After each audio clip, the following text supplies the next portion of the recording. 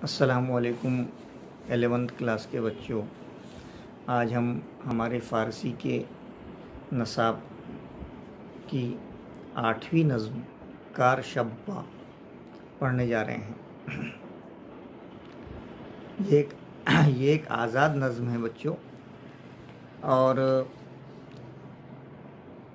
शब्बा कहते हैं चौकीदार को, चौकीदार का काम है ना। कार शब्बा चौकीदार का काम। तो इसमें जो है इस नज़्म में हमको इंसान जो है अपने अहल व अयाल की ज़िम्मेदारियों को पूरा करने के लिए उसे बड़ी आज़माइशों का सामना करना पड़ता है। और ज़िंदगी में बाज़ वाक़यात ऐसे हो जाते हैं कि इंसान बेबस होकर रह जाता है और हालात के हाथों इंसान बड़ा बेबस होता है। ज़िंदगी जीने की जद्दोजहद में बाज़े लोग जो है ईमानदारी को साइड में रख देते हैं, लेकिन बाज़े लोग इतने ईमानदार होते हैं कि वो दुनिया चाहे जो भी हो जाए लेकिन वो ईमानदारी का दामन अपने हाथ से नहीं जाने देते। तो इस नज़्म में चौकीदार की ज़िंदगी का एक नक्शा पेश किया गया है कि वो चौकीदार इतनी परेशानी में, जबकि उसकी बीवी का भी इंतकाल हो चुका है, 2 छोटे बच्चे हैं, उसके पास खाने के लिए अनाज नहीं है, लेकिन एक मुट्ठी चावल भी वो बग़ैर इजाज़त के अपने मालिक से नहीं लेता है। दूसरा, इस नज़्म का एक किरदार ये भी है कि कुछ मालिक ऐसे होते हैं जो अपनी नौकरों की और चौकीदारों की माली हालत का ख़्याल नहीं रखते। ये उन पर भी चोट है। ऐसे ज़ालिम मालिकान पर भी ये नज़्म चोट कर रही है जो अपने मातहत लोगों का ख़्याल नहीं रखते, जिसकी वजह से उनकी ज़िंदगी अजीरन हो जाती है। तो यहाँ मालिकों को भी दरख्वास्त है कि वो अपने ईमानदार लोगों की कदर वैसे ही करें जैसे उनकी ईमानदारी जिस लेवल की है। तो ये बात तो सही है।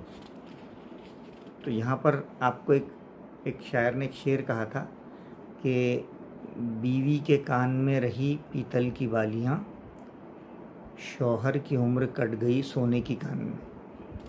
यानी शौहर जो है वो सोने की कान में ज़िंदगी भर नौकरी करता रहा, लेकिन उसे इतनी भी कमाई नहीं मिली कि अपनी बीवी को सोने की बालियाँ बना सके। ज़िंदगी भर उसकी बीवी जो है पीतल की बालियाँ ही पहनकर अपनी ज़िंदगी बसर करती रही। ये ईमानदारी का जो है एक बहुत बड़ा मिसाल है, बड़ी मिसाल है। निमाई शेख जो है ये बहुत ही मॉडर्न फ़ारसी के जो है पोएट हैं और उनका असली नाम अली और उनके वालिद का नाम इब्राहिम था। और जो है उन्होंने शायरी को नए ख़यालात के साथ नया आहंग भी अता किया है। इस नज़्म को हम पढ़ने से पहले इसकी तमहीद पढ़ लेते हैं कि ये एक आज़ाद नज़्म है जिसमें शायर रात के चौकीदार की कैफियत बयान कर रहा है। नदी के किनारे खेत खलियान की चौकीदारी करने वाला चौकीदार रात के पिछले पहर, जबकि नदी पुरसुकून बह रही है, चाँद चमक रहा है, अपनी नींद को दूर भगाकर अपना फ़र्ज़ अदा कर रहा है। कभी बिगुल बजाता है, कभी ढोल पीटता है, कि इसलिए कि कोई इंसान या जानवर खेत की फसल को आकर नुकसान ना पहुंचाए। बड़ी ईमानदारी से अपनी नाइट ड्यूटी कर रहा है।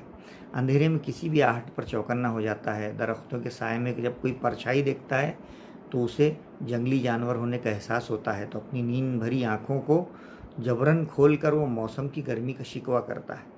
अपने घर, अपने बच्चों की याद करता है। उसकी बीवी हाल ही में उसका इंतकाल हुआ है और उसके 2 बच्चे हैं जो भूख से रो रहे हैं। उनके झोपड़े में एक मुट्ठी चावल भी नहीं है जिससे वो अपने बच्चों की भूख मिटा सकें, और उनकी बेचैनी व बेकरारी और कसम पुरसी उसको करार नहीं लेने दे रही है।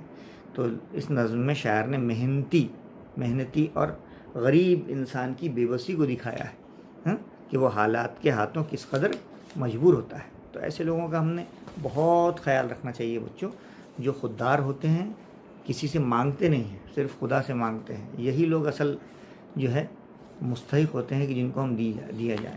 प्रोफेशनल भिखारी तो बहुत हो गए हैं आजकल, जो रात दिन मांगते रहते हैं। आप उनको कितना भी अता करेंगे तो ज़िंदगी भर वो भिखारी रहेंगे। वो कभी जो है खुददार नहीं बन सकते।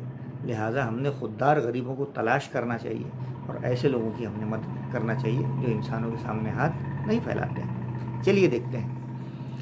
माहमी ताबद रवद रूदस्त आराम। माह चांद, मीताबत चमक रहा है, रूद दरिया, अस्त है आराम खामोश।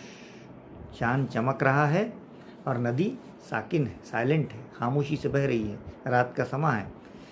और एक बरसरे शाखा, ओजा, ओजा एक दरख्त है की किस्म है, उसकी एक शाख पर तैरंग नाम का परिंदा बैठा है। घुप अंधेरा है और उसमें बैठा है। दम बेआख्ता, अपनी सांस रोके हुए, दर ख्वाब फरो रफ्ता, सहमे हुए, आँखों में नींद, दर आइश, और आइश कहते हैं ऐसा खेत जिसमें पेरना हो गया हो, बीज बो दिया गया हो। तो सांस रोके हुए, सहमे हुए, वो ज़मीन जिसमें बीज बो दिया गया है उसकी चौकीदारी कर रहा है कार शप्पा, रात के चौकीदार का काम। हुनूज, अब तक, अस्त तमाम, अभी तक ख़त्म नहीं हुआ है, वो अपनी काम कर ही रहा है। गाह, मी दमद गाह बशाख, मी दमद बजाता है, गाह कभी, बशाख बिगुल, कभी बिगुल बजाता है, गाह कभी मी को बद बजाता है, तिबल यानी कोई नकारा बजाता है, बचोब लकड़ी से, कभी बिगुल बजाता है, कभी चोप से नकारा बजाता है। वो अंदरा तैरगी वहशतरा, तैरगी यानी अंधेरे में, उस वहशतनाक अंधेरे में न सदाईस्त, कोई आवाज़ नहीं है, बजुज़ ई कजूस्त, उसकी आवाज़ के कोई आवाज़ उसको सुनाई नहीं दे रही है। लिहाजा ये माहौल ऐसा है, हवल गालिब, हमा चीज़ें मगलूब, दहशत गालिब है उस पर और तमाम चीज़ें मगलूब हैं। मी रवद दो के ई हैकल उस्त, जबकि कोई हेवला या कोई हैकल या जब कोई उसको परछाई नज़र आती है तो मी रमद साये ई अस्त गुराज, तो देखता है कि दरख्त के साये में जो है खिंजीर, गुराज, पिग्स की उसको परछाई नज़र आती है जो फसल खाने के लिए आते हैं। ख्वाब आलूद, उसकी आँखों में एकदम ख्वाब आलूद आँखें हैं। बचश्मा खस्ता, आँखों को खोलकर ज़बरदस्ती अपनी आँखों को खोलता है, जो आँखें उसकी थक गई हैं, नींद उसको बहुत आ रही है लेकिन चौकीदारी का काम वो कर रहा है। हर दमे बाखुद में गोयत बाद, हर दम अपने बच्चों को याद कर कर के वो खुद से क्या कहता है, कितनी तकलीफ़ दे रात है, मूजी यानी तकलीफ़ दे, चे शबे मूजी, वो गर्मी दराज, और कितनी गर्मी है, कितनी तकलीफ़ दे रात है और कितनी गर्म रात है। और इसी गर्मी और इसी भूख की वजह से ताज़ा, अभी अभी, मुर्दा, अस्त, मरी है, जन्म, जन कहते हैं बीवी को, जन्म उसकी बीवी, ताज़ा मुर्दा जन्म उसकी बीवी हाल ही में फौत हुई है, मरी है। गरसना यानी भूखे, मांदा, दो ताई बच्चा हम, और उसके दोनों बच्चे घर में भूख से बिलक बिलक कर रो रहे हैं। नीस्त नहीं है, दरकुपा, उसके मुट्ठी में या उसकी पायली में, मामुश्त मुट्ठी भर, बरंज राइस चावल, उसके पास इतने भी चावल नहीं है कि एक मुट्ठी उस बच्चों को खिला सके। क्या गरीबी, क्या मफलूकुल हाली का बयान है इस नज़्म में। वाह, बकुनम बचे ज़बाशा आराम, उसको कैसे करार आ सकता है जिसके दो बच्चे अभी भूखे हैं, वो घर पे जाके उनको क्या खिलाएगा, उसको कैसे करार आ सकता है जिसकी बीवी हाल ही में फौत हुई। तो बच्चों, इस तरह से हमने देखा कि किस तरह इस एक ईमानदार चौकीदार ने कैसे अपनी ईसार और क़ुरबानी के साथ अपनी ड्यूटी कर रहा है। मुनासिब अल्फाज की खाना पूरी कीजिए। माह मी ताबद रूदस्त आराम, आप पूरा कंप्लीट कीजिए 5 वो। उसके बाद अलिफ और बे में, अलिफ में रूद, रूद यानी नदी आराम से बह रही है। तैरगी, अंधेरा वहशत ला रहा है। हमा चीज़ें मगलूब है, और मुश्त मुट्ठी भर बरन चावल में। मुअम्मा में हैकल और तिबल, ठीक है। इसमें दरख्त का नाम क्या है, ओजा। इसमें परिंदा तैरंग, इसमें जानवर गुराज। हाँ, कैफियत यहाँ शब्बा अल्फाज ख़ुद बनोसीद, उसके कैफियत ख़ुद के अल्फाज में लिखना है तो लिखिए आप कि वो कितना ईमानदार है कि रात के पिछले पहर भी वो अपनी ईमानदारी से काम अंजाम दे रहा है। उसकी आँखें ख्वाब आलूद हैं लेकिन वो इतना ईमानदार है कि अपने फ़र्ज़ शनासी में एक लम्हे की भी कोताही नहीं कर रहा है, और इतना गरीब और मफलूकुल हाल है कि उसके घर पर उसकी बीवी का इंतकाल हो चुका है और भूखे बच्चे भूख से तड़प रहे हैं, फिर भी वो अपनी फ़र्ज़ शनासी में कोई कमी नहीं कर रहा है। ईमानदारी की इससे बेहतर मिसाल नहीं हो सकती है। उर्दू या अंग्रेज़ी में तर्जुमा कीजिए। माँ हमी ताबत रुदस्ताराम, चाँद चमक रहा है, नदी खामोश है, बरसरे शाखा ओजा तरंग, दरख्त की शाख पर एक परिंदा बैठा है, दम बेअख्ता दरख्वाफ़ फ़रोख्ता, सांस रोके हुए सहम हुई। अभी तो हमने बताया। बर्द झैल की तशरीह कीजिए। ताज़ा मुर्दा अस्त जन्म, उसकी बीवी का इंतकाल हुआ है, ज़रूर भूख की शिद्दत से उसका इंतकाल हुआ होगा। गरसना मानदा, दो ताई बच्चे हम, उसके दो बच्चे ज़रूर भूख की तिलमिलाहट से बेताब हो गए होंगे। नीस दर कपा मुश्त बरंज, उसकी ईमानदारी देखी कि उसके बर्तन में 2 मुट्ठी चावल भी नहीं है। इस ईमानदार शख्स को कैसे आराम आ सकता है। और बकुनम बाचा जबाशा आराम, यानी उस शख्स की ईमानदार, यानी उसके लिए ईमानदारी सब कुछ है।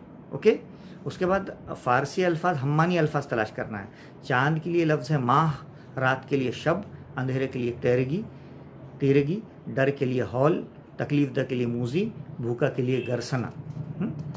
उसके बाद मिसरे मुकम्मल कीजिए। दम बेआख्ता दर ख्वाब फ़रोख्ता वर्दिल आइश, ये आसान है, आप मुकम्मल कर लीजिए। आखिरी में है ये नज़्म की हैयत बताइए। ये आज़ाद नज़्म है, फ्री वर्स है, जो एक ईमानदार चौकीदार, रात के चौकीदार की कसम पुरसी और तंग दस्ती बयान कर रही है, मफलूकुल हाली बयान कर रही है, जिस चौकीदार की नज़र में ईमानदारी ज़िंदगी से ज़्यादा कीमती है। ओके बच्चों, उम्मीद है कि आपको ये नज़्म समझ में आई होगी। आप इसको बहुत अच्छे से पढ़िए। अल्लाह हाफ़िज़।